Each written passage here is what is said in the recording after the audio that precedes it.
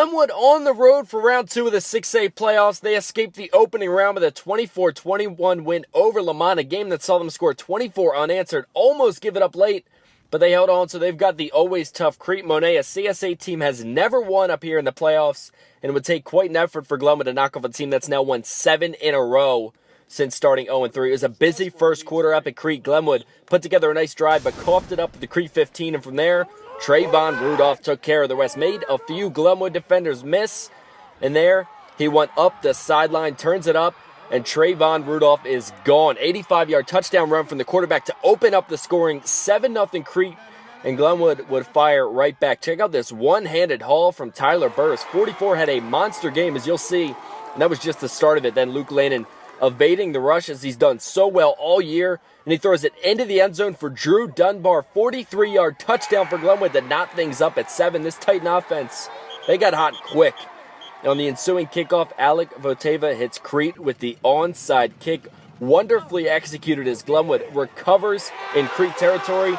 They're in business just 30 yards out from the end zone, and Lannon capitalizes. He hits Dunbar again, this time from 20 yards out for another touchdown. Lannon looking incredible to start this one. 14-7 Glenwood. And on the next Crete possession, the defense gets in on that Titan momentum. They make Amari Venerable cough it up, and the defense recovers a turnover, giving it right back to Lannon and the offense.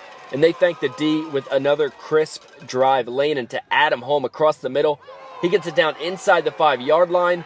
And then Lannon takes this one himself from a yard out, bashing his way into the end zone. Glenwood now up 21-7, responding perfectly to that opening TD drive from the Warriors with 21 unanswered points. And this Crete offense was loaded with big play potential, and they showed it early and often. Vontrell Banks hits Ricky Johnson on the screen, and his combo of big, strong, and fast was just too much for the Glenwood defense. 80-yard touchdown catch off the screen.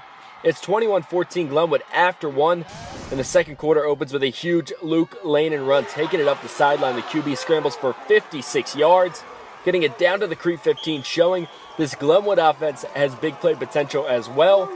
But with a great chance at extending the lead, the Warrior defense shuts the door.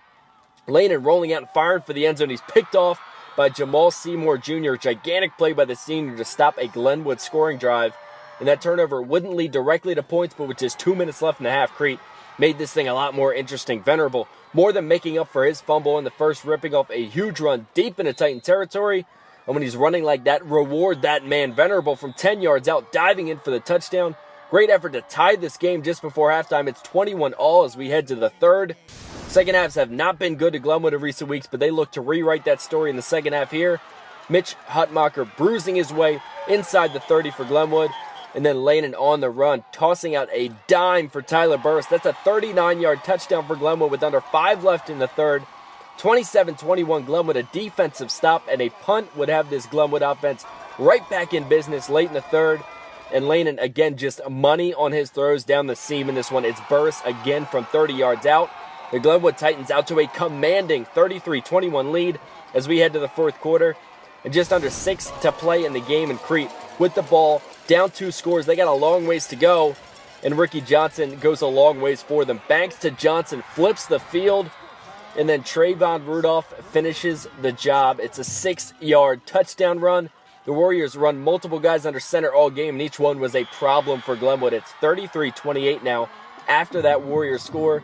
Glenwood forced to punt with under 2 minutes to go, so it's Crete ball on their own 12-yard line. And you could probably guess this one. Ricky Johnson across the middle. A monster catch to give Crete life here, down just 5. Trayvon Rudolph mostly handled rushing duties under center, but when he aired it out, stuff like this happened. Jamal Safo, that is just unbelievable. Selling out for the catch down to the 1-yard line with just over a minute to play.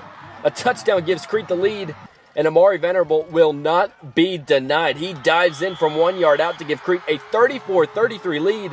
There's time for Glenwood, and it may just be an Alec Voteva game winner.